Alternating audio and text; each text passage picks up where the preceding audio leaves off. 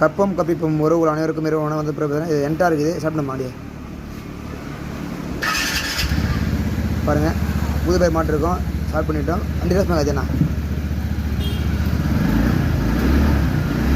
கல் charge line வரல. ஒரு எளிமையாக செக் பண்ணோம். இது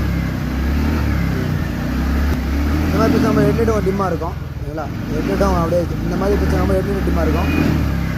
இது இந்த கப்ளர் பாருங்கள், நல்ல மெல்ட்டாக ஹீட்டாக பிடிச்சிட்டு பாருங்கள். இது இந்த கப்ளர் தான் பிரச்சனை. இது ஹீட்டாக பிடிச்சிட்டு இந்த ஒயரு எல்லோ பார்த்தீங்கன்னா மேடுகால் ஏசி லைன் வந்து ஃபுல்லாக மெல்ட்டாக இருக்குது பாருங்கள்.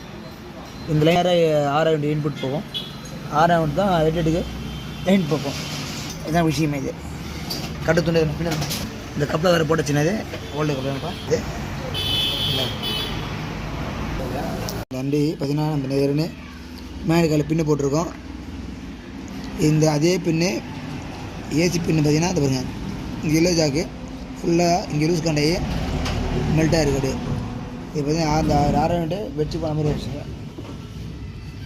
இந்த லூஸ் காண்டி கொடுத்துட்டு பாருங்கள். நேராக இந்த இடம் பாருங்கள் வச்சுங்க. இது ஹீட்டாகி அது ஒரு விஷயம். இது 6 இது 6 ஆர்டர் போட்டு வர வச்சிட்டோம்.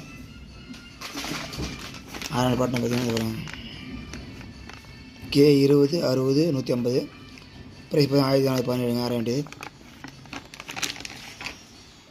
6 இந்த பின்னு மெல்ட் ஆனதுனால நம்ம இதில் ஜெல்லு வச்சுட்டு இந்த காப்பர் கம்பி வச்சு எக்ஸ்ட்ரா வச்சுக்கலாம். இது எக்ஸ்ட்ரா வைக்கிறோம்.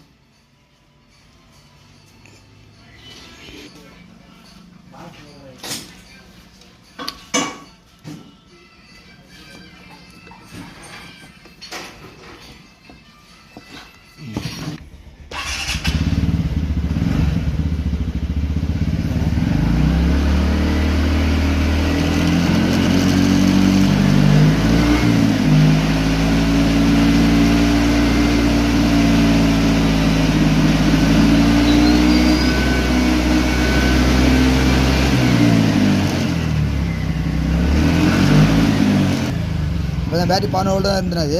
இப்போ பார்த்தீங்கன்னா பர்ஃபெக்டாக சார்ஜ் ஆகிடுதுனா அது பேட்டரி லோவாக கொஞ்சம் இருந்தது. இது எல்லாம் ஒர்க் முடிஞ்சிடுச்சு. இது நன்றி பிரபு வந்து வச்சுனா.